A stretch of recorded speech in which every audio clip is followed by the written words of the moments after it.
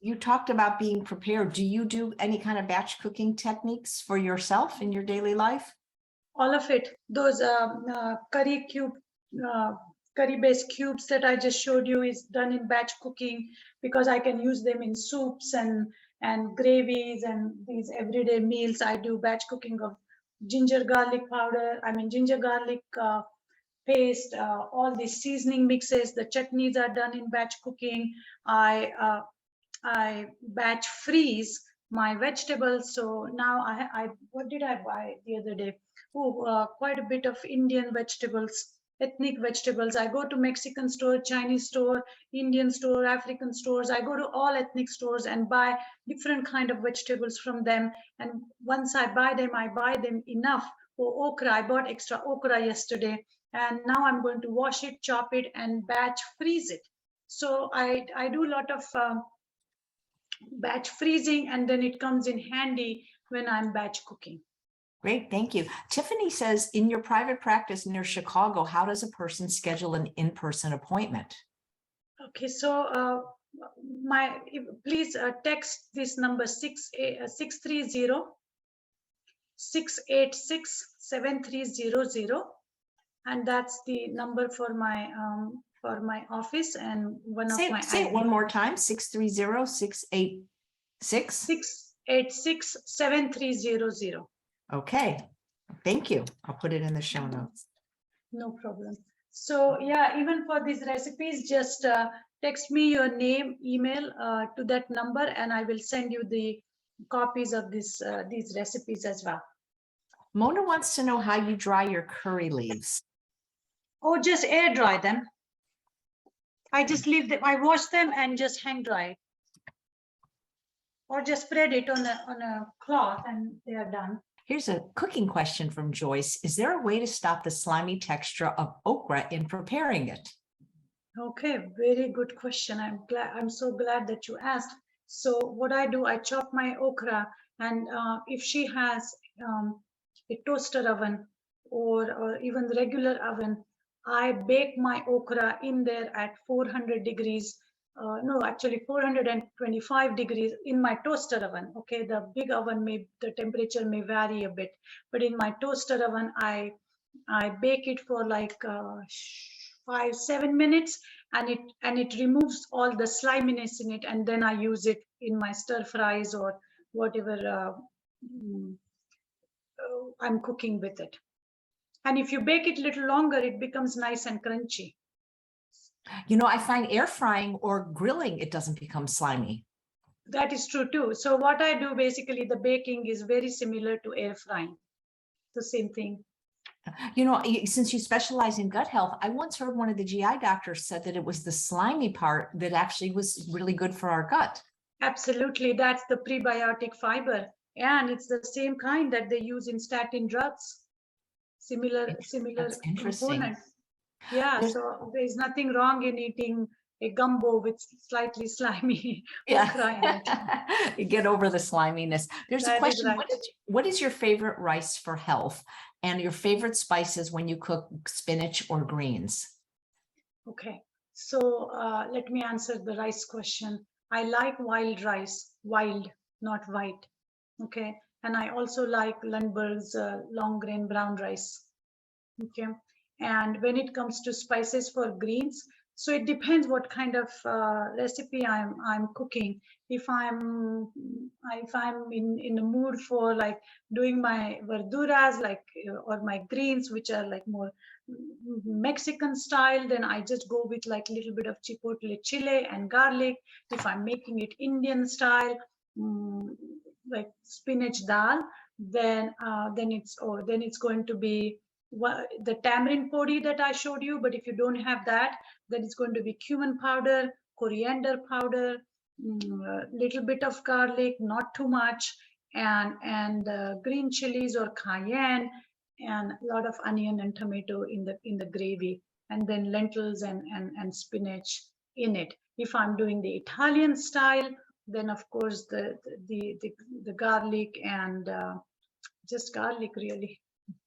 Great. If I'm doing it Mediterranean style, then the black pepper and cloves also go well with spinach, I've noticed.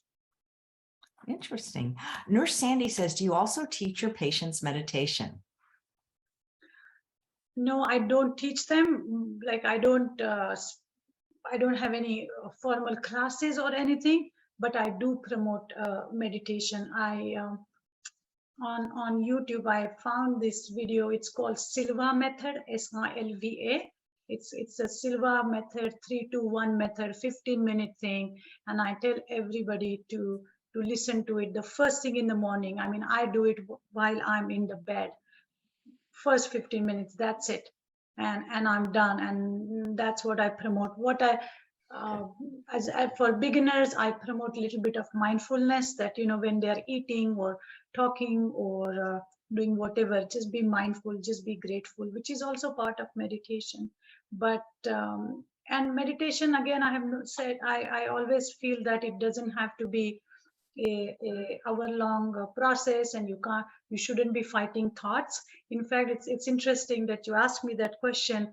Just 5 days ago, last week actually, I had a monk come over for lunch at my house, and we talked about it, and we talked about the meditation and thoughts and all that. And he said, thoughts are going to come. What you don't want to do is to don't offer those thoughts some chai, which means don't make them stay there.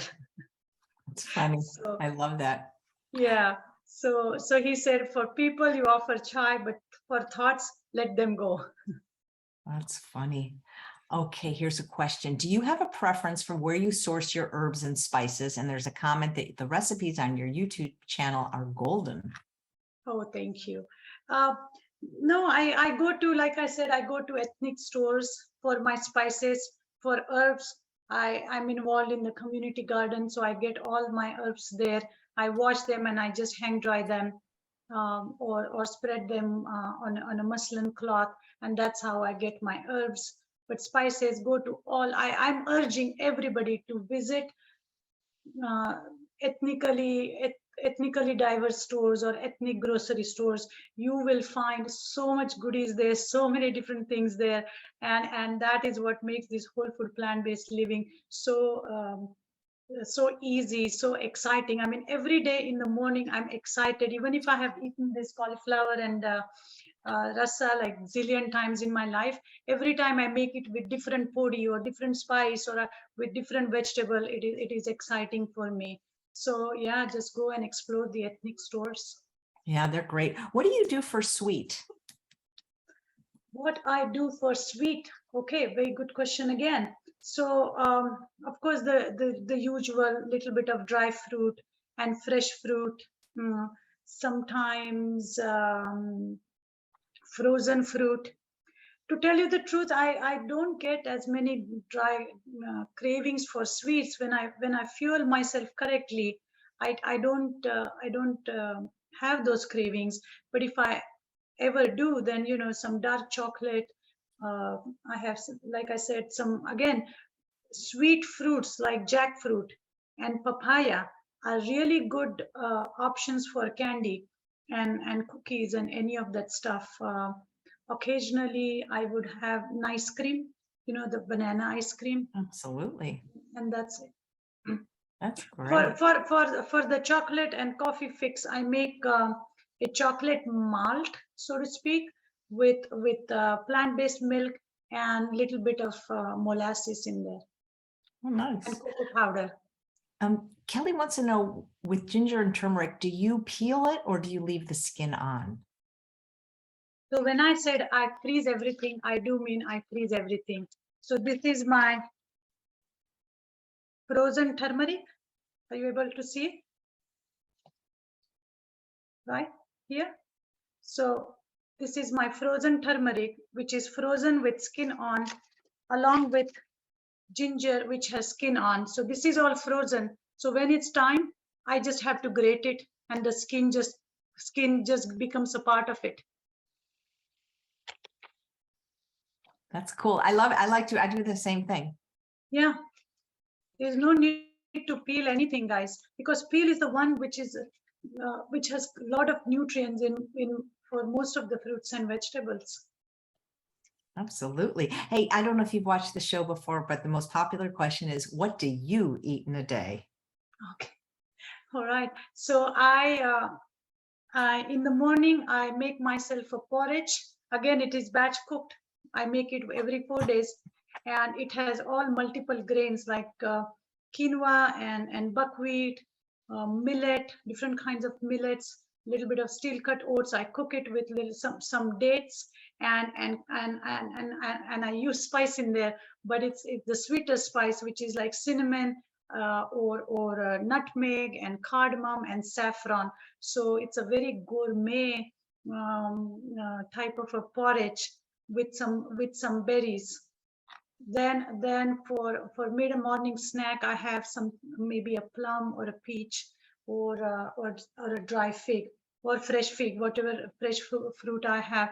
For lunch, usually my lunch is whatever is a leftover from the previous night, and half the plate is going to be vegetable, any kind of vegetable, uh, literally, and 1 cup of vegetable and 1 cup of salad. And let me see if my salad today is ready. Can I just show you what I'm going to eat today? I have a Please. salad I ready. love it. Okay. So I eat a version of this particular salad, and it is usually a bowl full, but today it had cucumber, radishes, baby tomatoes, avocado, some spinach, jicama, and we the podis that we make, we also sprinkle on them. So, and little bit of that podi. So this is a kind of salad I eat at lunchtime, along with a cup or so of any kind of dal or bean or a lentil. I love lentils. I mean, I absolutely in love with lentils. So there's always a lentil in my plate. So I eat that. Then in the afternoon, I will have maybe a little bit of peanut butter or hummus with fruit or any kind of seed-based crackers. And then night again something similar, or I make lentil pasta or a soup or a stew or a sweet potato bowl like a Buddha bowl, or again the Indian thali we call it, which means the vegetable, the grain, and dal, and then we make a lot of condiments on the side. We make pickle with lemon, homemade, or with raw mango, or we make wet chutneys that you eat on the side. So I always have something like that to add extra flavor and extra taste and just more fun to my plate. Great. You know, you mentioned figs. I actually watched one of your YouTube videos where all you did was talk about figs. Correct. Because I try to talk about fruits and vegetables who need little more love. They are underutilized, but they're full of nutrients. So I try to talk about those all the time. Yeah. Oh, here's a good question. If you find yourself at an Indian restaurant that doesn't serve healthy food, any tips for ordering? Correct. Very good question. This sounds awful, but usually I try not to go to Indian restaurants. But if I do go, I tell them that I want rice. I want, if they could make me dal without the extra tadka on top. I know that they can definitely do it. Okay. So you can order rice and you can order dal. You can order roti, which is the flat bread.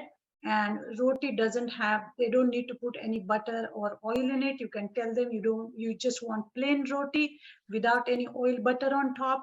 And usually they have what is called as gobi masala, which is very similar to this rasa, but different set of spices in there. So gobi masala, you can tell them that if they can do the gobi masala with just masala, and either tell them without any oil. If they say, oh, we don't know how to do it without oil, then tell them to use maybe just few drops of oil, and most of the time they will oblige. Great. There's a question. Can you eat too many lentils? And I think I don't think so. I mean, how it's not easy to eat a lot of lentils, you know. So I think a cup or two. I don't know how much the person wants to eat, but I think if you combine lentils with enough vegetables, your body will self-regulate. That's wonderful. How important is exercise? So when somebody comes to me and when there's an active health issue going on, I first tell them to fuel their body correctly. Think of it like a car you are taking for a race, right? Unless you have a right kind of fuel in the system, car is not going in the car is not going to run. Forget about winning the race. Same thing with our body. If you are going to the gym and doing those HIIT workouts and joining the yoga classes where you are trying to stand upside down on your head and still not losing weight, you have to take a step back and see what you are eating. So I always start by fueling the body first with right kind of foods. And number two, I focus more on activity versus exercise. And activity can be your daily activities of living, vacuuming, going up and down the staircase, going for a simple walk, looking up, looking down, wiping the cabinets, anything where my body is moving, that is more important to me than any kind of rigorous exercise. Because without right fuel, if you are exercising, it's almost becomes a stressful situation for your body. And then your body's metabolism is going to go down. If you're trying to lose weight, if you are trying to lower your A1C or your blood glucose, your blood sugar numbers are going to go up high, because if you don't have right fuel, your liver, you are stimulating the liver to produce more glucose just to keep you alive. So fuel yourself correctly, focus on the food first, and then get into the activities, and then down the line you can definitely look into more vigorous exercise. What do you do for exercise, Deepa? So I walk, I do, I change. I walk, I do sun salutations. We call them Surya Namaskar. That's like, it takes 10 minutes, but it's for the whole body because it involves a lot of steps to look up, and which is good for the thyroid gland, and bending and all that. Everything happens in those 12 poses. I do some stationary bicycle, and every hour, or not even hour, every 20 minutes, 30 minutes, I make sure that either I get up if I have an opportunity. If I'm talking and sitting in the meeting, I move my legs. While things are happening, I do stretching, I do stretches. So I take any opportunity I get to move any part of my body. So that's what I do. Fantastic. What's the best way for people to connect with you? So they can subscribe to my YouTube channel, Nutrition is Deepa, and they can send us their name and email address via that text 630-686-7300, and we will send them the recipes and the newsletter, which I talk about different kind of fruits and vegetables and meal planning techniques and all the everyday stuff that comes in handy in the newsletter, so they can access that as well. That's how they can connect me.